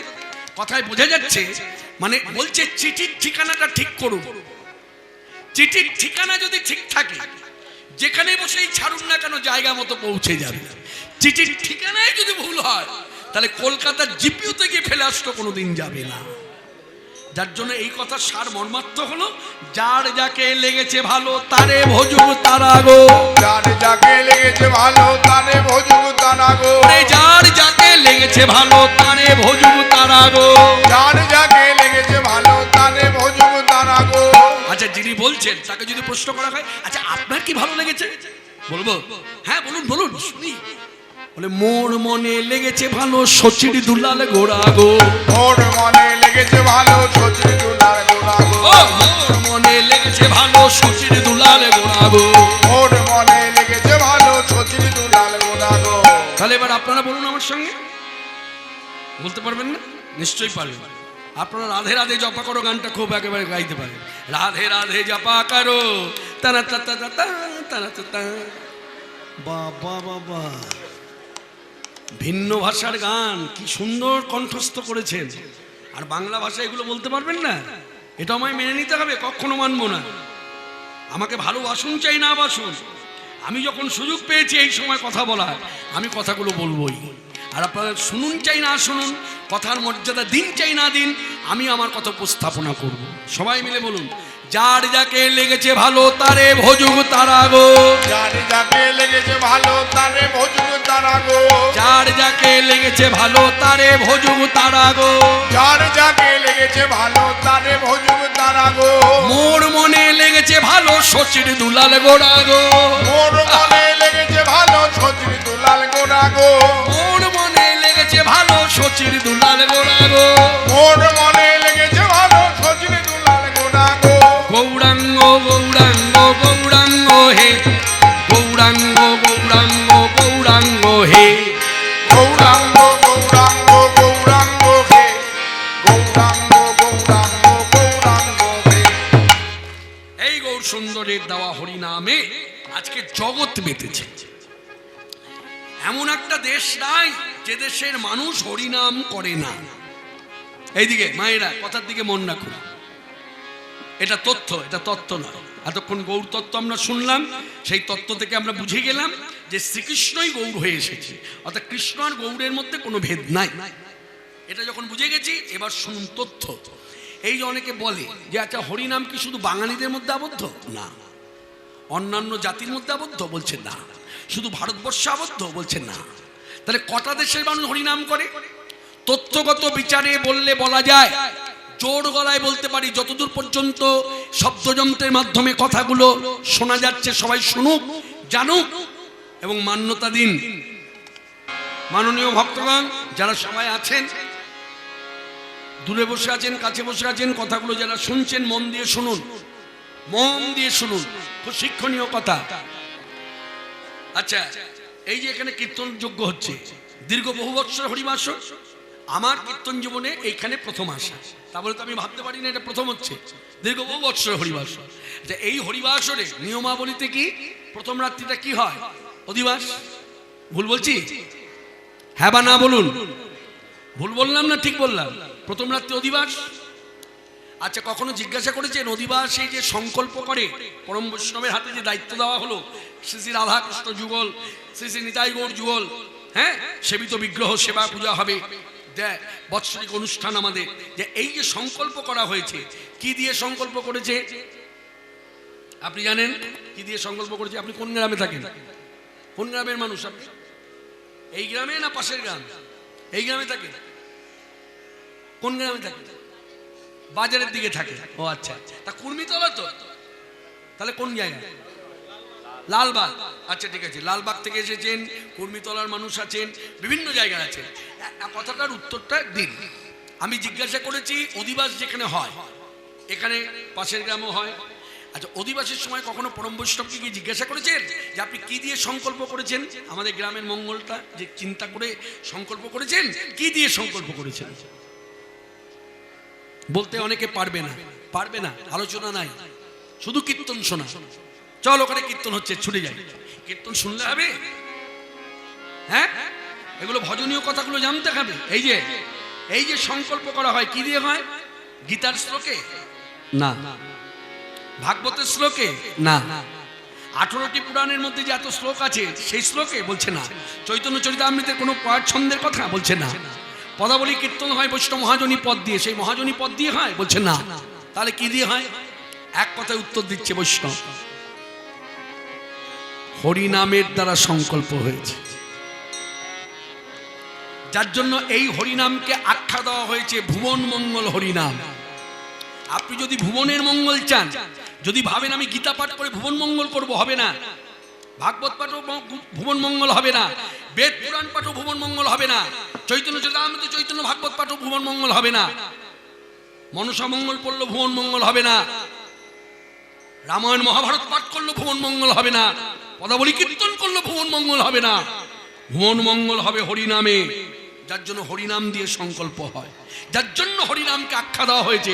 এই যে ভুবন মঙ্গল হরিনাম, ভুবন মঙ্গল হরিনাম, ভুবন মঙ্গল হরিনাম, ভুবন মঙ্গল হরিনাম, তাপিতের প্রাণারাম ভুবন মঙ্গল হরিনাম, তাপিতের প্রাণারাম, ভক্ত ধূপের মিলানো ধাম, তাপিতের প্রাণারাম, ভক্ত ধূপের মিলানো ধাম, প্রাণারাম, ভুবন মঙ্গল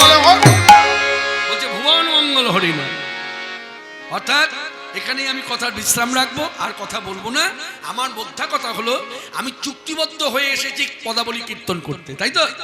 কিন্তু পদাবলী কীর্তনের জন্য দাঁড়িয়েও বক্তা হয়ে বলবো, কিছু করুন চাই না করুন, হরিনাম করুন। হয় করগুণে করুন, নয় মালা রাখুন। মালা বলতে গেলে বলে দিই, এগুলো আলোচনা হয় না। অনেকে বলে, আচ্ছা আমার বাবা মালা করতো, সেই মালা, বাবা তো মারা গেছে, কোথায় রাখবো? বলে মায়ের মালা কোথায় রাখবো? মা তো নেই, মা মালা করতেন, কোথায় রাখবো? আগে আপনাকে জিজ্ঞাসা করব যে আপনার মা যে মালা নিয়েছেন, এই মালাটা কি গুরুঘর থেকে নিয়েছেন, নাকি মায়াপুরের দোকান থেকে কিনে এনে মালা জপ করছেন? হরিনাম সংখ্যা রেখে করতে হয়, সেই সংখ্যায় ভুল যেন না হয়, তার জন্য আপনি মালা করছেন। মালাটা কিরকম মালা আমাকে সেটা বলতে হবে, তারপর আমি বলবো মালা বাবা যখন নাই, মা যখন নাই, তাদের মালা কোথায় রাখতে হয় বলে দেবো। একদম যা বলবো জেনে আনবেন, 110% ঠিক। তার মানে বক্তার কথা শুনেই বোঝা যাবে যে ভজন সাধন করে কিনা, শুধু কীর্তন নয়, ভজন সাধন করে কিনা। বলে দিই, যদি আপনি দোকান থেকে মালা এনে নাম সংখ্যাকে রাখার, ঠিক রাখার জন্য মালা করেন, তাহলে সেই মালা আমি আপনি মারা গেলে সেই মালা যদি পেরেক পুঁতে, ঘরে পেরেক পুঁতে পেরেকের মধ্যে ঝোলানো হয়, তাতে কোনো দোষ নাই। আর আপনি যদি গুরুঘর থেকে, আমি যদি গুরুঘর থেকে মালা নিই, গুরুদেব সেই মালা শোধন করেছে কিভাবে? বীজ জপ করেছে, বীজ জপ করে মন্ত্রপুত করে মালাকে জাগ্রত করেছে। কিরকম জাগ্রত? মানে মালা আর গোবিন্দে কোনো ভেদ নাই। অতএব গোবিন্দ যে স্থানে আছে ঠাকুর ঘরে, এই মালা সেখানেই থাকবে, যদি গুরুদেবের দেওয়া মালা হয়। আর যদি নিজে থেকে কেনা মালা, সংখ্যা রাখার জন্য আমি মালা নিয়েছি, তাহলে সেই মালা পেরেকে পুঁতে রেখে দিন, কোনো দোষ নাই। বোঝাতে পারলাম? বুঝেছেন? এইসব আলোচনা কি বললাম বুঝলাম না। ও, তুলসীর মালাটা নিজের হাতে বানিয়ে জপ করছে, ওই মালা পেরেকে পুঁতে রেখে দিতে দেওয়া যায়। আস্তে গুরুদেব যদি মালা দেয়, মানে আপনি গুরুদেবের কাছে ভিক্ষা করেছেন, গুরুদেব আপনি তো আমাকে বীজ জপ দিয়েছেন, মালা তো দেননি, এবার মালা দিন কৃপা করে। গুরুদেব যদি মালা দেয়, তাকে দেখবেন নিয়ম, ভজন সাধন ভজনশীল গুরু যদি হয়, ওই যে মালাটা আপনার হাতে দেবে, ঝোলাই করে নিয়ে জপ করবেন, ওই মালাটা তিনি আগে জপ করবেন। এগুলো জানা দরকার, এই জন্য সৎ গুরুচরণ আশ্রয় করা দরকার। হ্যাঁ, তবে গুরুদেব যদি মালা জপ করে আমার হাতে দেয়, সেই মালা আমি চলে যাবার পর ঘরের লোকদের বলে দিয়ে যেতে হবে যে এই মালা কিন্তু ঠাকুরের আসনে থাকবে। কারণ ঠাকুর আর ওই মালায় কোনো ভেদ নাই, ঠাকুর যেমন সেবা পায়, এই মালাও সেইভাবে সেবা পাবে। এটাই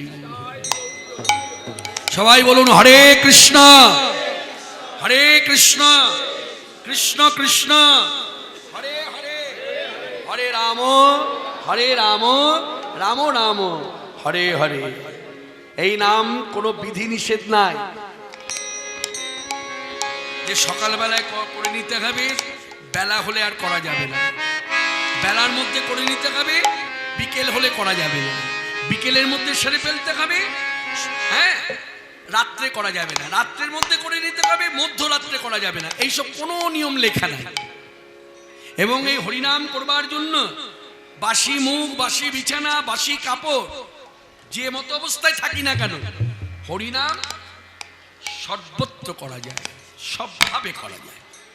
আমি রজশালায় আছি, 5টা দিন ঠাকুর ঘরে যাই না, গুরুদেবই বারণ করে দিয়েছে ঠাকুর ঘরের কোনো কাজ করবে না, এমনকি বলে দিয়েছে বীজ জপও করবে না।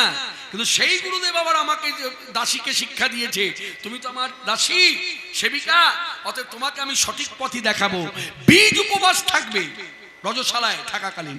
কিন্তু রজশালায় থাকাকালীন হরিনাম উপবাস থেকো না, কেন ওই সময়টা যদি তোমার প্রাণ চলে যায়, তোমার আসা যাওয়াটা বিফল হয়ে যায়। তাহলে আমরা গাইতেই পারি চিৎকার করে, জীবের উদ্দেশ্যে পথ চলিতে আর বলিতে, পথ চলিতে উলধ্বনি, আর বলিতে, পথ চলিতে আর বলিতে, পথ চলিতে আর বলিতে,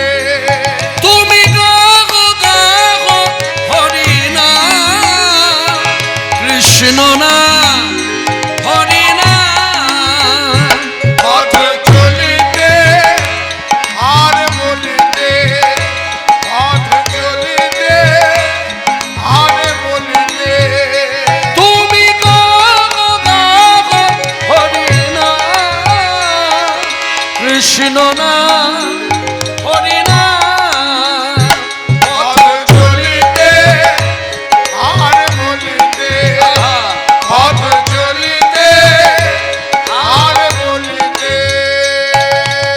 সন্মুখে জানা রাত্রি তুমি যে পথ যাত্রী সম্মুখে আধার রাত্রি তুমি যে পথযাত্রী সন্মুখে জানা রাত্রি তুমি যে পথ যাত্রী সম্মুখে আধার রাত্রি তুমি যে পথযাত্রী পথ চলিতে হরি নাম কথা বলিতে হরি নাম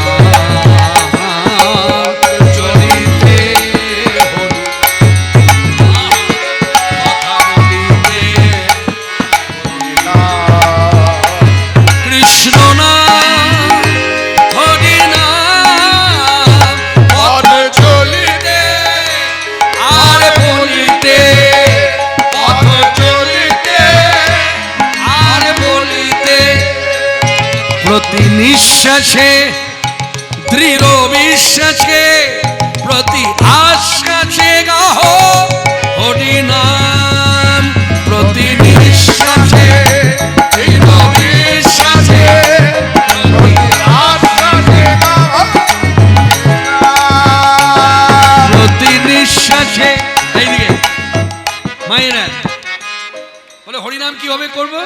এই দেখুন গানের মধ্যে কি বলা হলো। এই গানটি যিনি গেয়েছেন আমি শুধু বহন করছি মাত্র। মনে রাখবেন এই গান যার লেখা তিনি কিন্তু আমার আপনার মতো সাধারণ নয়। তিনি কে? তিনি হলেন পরম পূজ্যপাত শিবানন্দ গিরি মহারাজ, একজন সন্ন্যাসী। তার লেখা গান আপনারা ইউটিউব সার্চ করবেন, নামটা বলে দিলাম শিবানন্দ গিরি মহারাজ, এই বলে সার্চ করবেন, দেখবেন তিনি গানও গাইছে আবার খোলও বাজাচ্ছে। তিনি খোলও বাজাচ্ছেন আবার হারমোনিয়ামও বাজাচ্ছেন, সব বাজাতে পারতেন আবার গাইতেও পারতেন। তার লেখা গান খুব শিক্ষণীয় গান। বলছে হরিনাম কিভাবে করব? বলছে নিঃশ্বাসে প্রশ্বাসে প্রতি নিঃশ্বাসে দৃঢ় বিশ্বাসে প্রতি আশ্বাসে গাহ হরিনাম প্রতি নিঃশ্বাসে দৃঢ় বিশ্বাসে প্রতি আশ্বাসে তুমি গাহ গাহ হরিনাম তুমি গাহ গাহ হরিনাম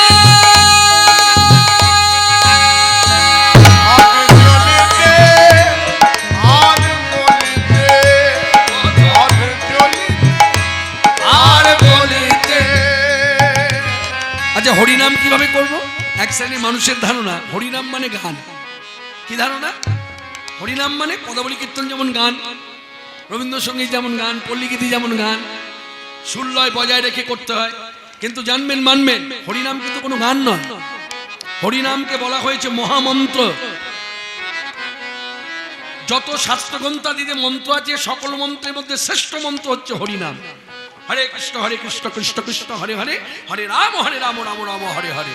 কেউ যদি ভাবেন যে কবিতার মতো করে বলবো হবে, কেউ যদি ভাবেন যে হাতে তালি দিয়ে বলবো হবে, কেউ যদি ভাবেন দশে পাঁচে মিলে শ্রীকোল করতালের ধ্বনিতে করবো হবে, মালায় হবে, করগুনে হবে, অজপা এইদিকে নাম কত ভাবে হয়?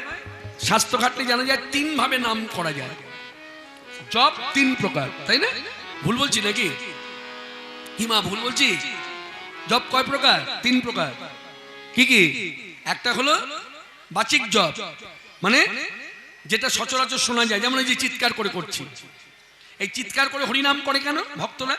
দেখবেন অনেকে সকালবেলা চিৎকার করতে করতে হরিনাম করতে করতে যায়। এখন আমিও কৃষ্ণপাল যদি তাকে বলি, ও দাদা এত চিৎকার করে না করলেই কি নয়, আপনার হরিনাম আপনি ঘরে বসে চিৎকার করে করুন, আমার বাড়ির সামনে দিয়ে যাচ্ছেন চিৎকার করতে করতে আমার খুব অসুবিধা হচ্ছে। দেখবেন সঙ্গে সঙ্গে আমাকে প্রত্যুত্তরে বলবে, শুনুন এই যে চিৎকার করে হরিনাম করছি এটা কোনো মানুষের জন্য করছি না। কোন মানুষের জন্য করছি না? না যারা কথা বলতে পারে তাদের জন্য করছি না, মানুষ হয়ে হয়েছে যারা কথা বলতে পারে না, মানে এক প্রকার অবলা জাতি। পশু পাখি যেমন, তেমনি এমন মানুষ আছে হয়তো পূর্ণাঙ্গ সুন্দর কিন্তু সে কথা বলতে পারে না। আমি তাদের জন্য চিৎকার করে করছি, এই হরিনাম তাদের কর্ণগত হলেই মঙ্গল হবে, সেই অর্থে আমি চিৎকার করছি। এইভাবে নাম করা যায়। আরেক প্রকার নাম হয় কিরকম, ঠোঁট ফাঁক হবে, ঠোঁটটা ফাঁক হবে, ভেতরে জিহ্বাও নড়বে, মৃদুস্বরে হবে, মানে নিজের নাম নিজে শুনতে পাবে। নিজে যে নাম করছে সেই গুনগুন করে শব্দটা নিজে শুনতে পাবে, পাশে ব্যক্তি দাঁড়িয়ে থাকলেও শুনতে পাবে না, তাকে বলে উপসংযম। হরে কৃষ্ণ। আরেক জপ হচ্ছে মানস জপ। সেটা কি? ঠোঁট ফাঁক হবে না, ভেতরে জিভটাও নড়বে না। এগুলো আলোচনা দরকার। আমি জানি না কারা কারা আলোচনা করেছেন আগে, যারা করেছেন তারা মিলিয়ে নিন। বক্তাকে সভার মধ্যে যে কথা বলার জন্য দাঁড় করানো হয়েছে চুক্তিবদ্ধ হয়ে, সে ঠিক ঠিক শিক্ষা দিচ্ছে কিনা সেটা লক্ষ্য রাখুন। আর যারা কোনোদিন এইসব কথা শোনেননি তারা মন দিয়ে শুনুন। অশাস্ত্রীয় কথা নয়, শাস্ত্রের কথা। আরেক প্রকার জপ আছে। কি জপ? যাকে বলে মানস জপ। মানে ঠোঁট ফাঁক হবে না, ভেতরে জিভ নড়বে না, নামের স্বরূপটাকে আস্বাদন করবে। নামের স্বরূপ কি? আস্তে দেখবেন অনেকে হরিনামের অর্থ জানতে চায়। অনেকে বলে, আমাকে বলে, কৃষ্ণদা বলবেন? বলে কি এই যে এতগুলো চারটে কৃষ্ণ চারটে নাম, এর অর্থ কি? আমি তখন তাদের কি বলি জানেন? বলে কি, যেহেতু আমি চৈতন্য মহাপ্রভুর মতাদর্শী ভক্ত, চৈতন্য মহাপ্রভু যা বলেছেন সেই পথই আমি অবলম্বন করব, আমি তার বাইরে যাব না, খোদার উপরে খোদ্দারি করব না, তাতে আমার অমঙ্গল হবে, মঙ্গল হবে না। এই প্রশ্নটা চৈতন্য মহাপ্রভুকে করেছিলেন গৌর সুন্দরকে ভক্তরা, যে প্রভু মহাপ্রভু আপনি যখন হরিনাম করেন তাহলে আপনি বলুন হরিনামের স্বরূপ কি, হরিনাম যখন করেন হরিনামের অর্থ কি, এসব বলেছে। তখন মহাপ্রভু গৌর সুন্দর বলছেন, শুনুন হরিনামের অর্থ যদি শাস্ত্রে থাকে সেই অর্থ আমি নাহি জানি নাহি মানি। তার মানে আমি অর্থ জানি না, যদিও বা জানি তার মান্যতা দিই না। কথা তো তাই দাঁড়ায়, ভুল বললাম? নাহি জানি নাহি মানি কথার অর্থ কি? তার মানে কি অর্থ থাকলো আমি মান্যতা দিই না। তখন ভক্তগণ চেপে ধরেছেন। তাহলে বলুন না, আপনি যে হরিনামে এত স্ফূর্তি, এত প্রেমোল্লাস, এত যে স্ফূর্তি নিয়ে হরিনাম করেন, তা হরিনাম যখন করেন তখন আপনার কি আস্বাদন হয়? তখন বলছে হরিনামের স্বরূপ কি জানো? যখন আমি হরিনাম করি তখন আমি দেখতে পাই আমার মুরলীধারী বংশীবদন শ্রীকৃষ্ণ বহি অন্য কেউ নয়। এটাই হচ্ছে হরিনামের আসল স্বরূপ। কেউ যদি প্রশ্ন করে যে হরিনামের স্বরূপ কি, চৈতন্য মহাপ্রভু মত আদর্শকে মেনে আপনি বলবেন হরিনামের স্বরূপই হচ্ছে সাক্ষাৎ গোবিন্দ। হ্যাঁ, আমি বিন্যাস করে বললাম। কি বলবেন? যদি কেউ জিজ্ঞাসা করে হরিনামের অর্থ কি, তখন চৈতন্য মহাপ্রভুর কথাকে স্মরণ করবে। এই কথাটা কোথায় লেখা আছে বলে দিন। কোথায় লেখা আছে? যদি কেউ বলে কোথায় পেলেন বলে দেবেন। কোথায়? চৈতন্য চরিতামৃত ৮০ বছরের বৃদ্ধ কবিরাজ গোস্বামী পাদ গ্রন্থে উল্লেখ করেছে। চৈতন্য মহাপ্রভুর মুখ নিঃসৃত বাণী। তাহলে এই হরিনাম করতে গেলে কি করতে হবে? হরিনাম করার জন্য কোনো সুর লয় ছন্দ কিছু দরকার নেই। তাহলে কি দরকার? ভবে আসিয়া ভাবে ভাসিয়া প্রেমে মাতিয়া গাহ হরিনাম। হরিব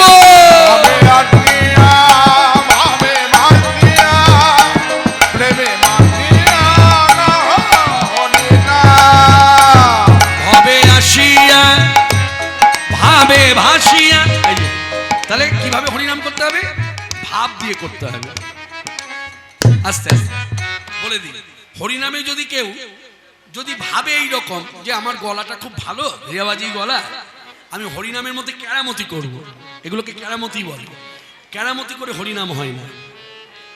দেখবেন একটা আমি বলে দিই, ইউটিউব চ্যানেল খুলবেন পেয়ে যাবেন। এক জায়গায় গাইছে, এক ভক্ত স্বরূপ করে আছে, সে মনে হয় ভালো গান বাজনা জানে, গান বাজনা জানে বলে সে গাইছে জয়পতি তেজোদ্ধারণ শ্রী গৌর হরি। ভালো লাগছে? ভালো লাগছে? বুকে হাত দিয়ে বলুন তো ভালো লাগছে শুনতে? আর যদি এইভাবে গাইতো জয়পতি তয়োদ্ধারণ শ্রী গৌর হরি, কি তার মানে কি? ভাব রাজ্যের গান ভাব দিয়ে গা, কেরামতি সব জায়গায় নয়। হরি কথা বলতে গেলে সরাসরি বলো, মানে ঠিক ভাবটা রাখতে হবে। একটা পেরেক যদি আমি কাঠের মধ্যে পুঁতে দিই বা দেওয়ালে পুঁতি, তাহলে পেরেকটা ধরতে হবে এই রকম ধরে, এই মারতে হবে, সোজা ঢুকে যাবে। অতএব ভক্তের হৃদয়কে যদি স্পর্শ করতে হয়, গানটাকে সোজা ভাবে গাও, বাঁকা করে গাইও না। তোমার যতই রেওয়াজি করা থাকুক, তবু তোমার এই প্রতিদ্ধারণ গানের মধ্যে এই ভাবটা প্রকাশ পেলে খুব কানে বাঁধে, অপরাধ হয়। ভাব দিয়ে গাও। ভবে আসিয়া ভাবে ভাসিয়া আর প্রেমে মাতিয়া হরি না, ভাবে আসিয়া ভাবে ভাসিয়া প্রেমে মাতিয়া হরি না।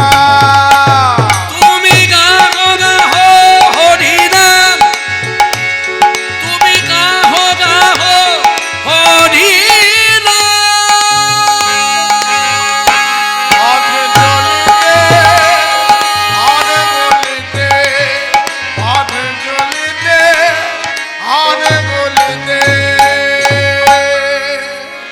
তিন ভুবন আনন্দে ভরিল, উঠিল মঙ্গল সুর। প্রেমানন্দে এমন গৌরাঙ্গে রবিনা জনমিল জানাই আমার ভাগ্যে হলো না গো, আমার ভাগ্যে হলো না গো। হরি বলবো বলে ধরা এলাম, হরি বলা হলো না গো, বলে ধরা আর হরি বলা হলো না গো, বলে ধরা জানাই আমার ভাগ্যে হলো না গো। কহে প্রেমানন্দে এমন গৌরাঙ্গে রতিনা জনমিল হে প্রেমানন্দে এমন গৌরাঙ্গে রতিনা জনমিল। যে গৌরাঙ্গ সুন্দর আমার দাঁড়ে দাঁড়িয়ে ঘুরে ঘুরে নাম প্রচার করলো, যে নামদানে প্রেমদানে জগৎ বাতানো জগৎ ভাসাল, তখনকার সময় চৈতন্য মহাপ্রভুর কথা ভাবুন, তখনকার সময় এমন একটি মানুষ ছিল না যে মানুষ তার প্রতি আকৃষ্ট হয়নি। আমি খুব গর্বের সহিত জোর গলায় বলতে পারি, হিন্দুরা সেই সময় যেভাবে চৈতন্যদেবের প্রতি আকৃষ্ট হয়েছিল, একইভাবে মুসলমানরা পর্যন্ত আকৃষ্ট হয়েছিল। তার প্রমাণ যেমন বাংলার নবাব হুসেন শাহ, দিল্লির বাদশাহ আকবর। কথাটা কিভাবে নেবেন আমি জানি না, বলাটা আবার ঠিক হবে কিনা তাও জানি না, তো বলতে যখন ইচ্ছা হয়েছে বলে দিই। হ্যাঁ, এইভাবে বলি। মনে রাখবেন, আজকে হুসেন শাহ চৈতন্যদেবের প্রতি আকৃষ্ট হয়েছিল বলেই ওই যে শ্রীখণ্ডে গোপীনাথের যে সেবা কার্য, আজকে যে কোনো চিন্তা করতে হয় না সেবা কি করে চলবে না চলবে, এটা কিন্তু জানবেন চৈতন্যদেবের অবদান। চৈতন্যদেব তাকে হরিনামে মাতিয়েছিলেন, যার জন্য হুসেন শাহ পরবর্তীকালে তার বড় বড় দিঘি আর বড় বড় জমি, কয়েকশো একর জমি সব গোপীনাথের নামে লিখে দিয়েছিল, যেন পরবর্তীকালে গোপীনাথের সেবায় যেন কোনো ত্রুটি বিচ্যুতি না হয়।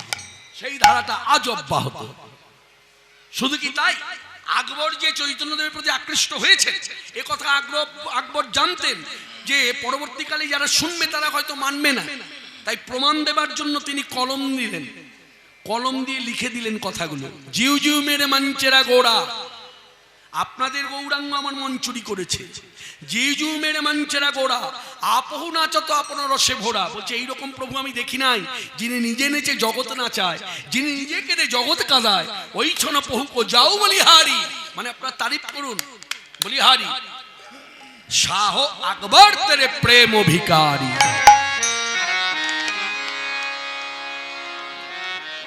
ইতিহাস সাক্ষী, চৈতন্য ইতিহাস মিথ্যা করা যাবে না। তাই সেই সব কথা স্মরণ মনন করে তথ্যকে মর্যাদা দিয়ে একটা শিক্ষামূলক কথা দিয়ে জামালিটা করি। জামালি তো আপনারা শুনেছেন সকাল থেকে, হ্যাঁ, এখন যে জামালিটা হবে কালকেও জামালি শুনবেন। কীর্তনের যে ধারা সমতাল হয়ে যাওয়ার পরে জামালি হয়, কিন্তু জামালিতে যে কথা দিয়ে জামালি হয় আমি কিন্তু সেই কথার দ্বারা করব না। এখন আমার কথাটা কি হওয়া উচিত ছিল জামালিতে? কি কথা হওয়া উচিত? ওই যে কহে প্রেমানন্দে এমনও গৌরাঙ্গে রতিমতি জনমিল না মোর, রতিমতি জনমিল না গো ও ও ও, এই তো, এটাই তো। কিন্তু এটা বলবো না। কি বলবো? জগৎবাসী পুরুষ নারী প্রাণ ভরে ভজ নিতাই, নিতাই গৌর হরি। জগৎবাসী পুরুষ হরি হরি বল।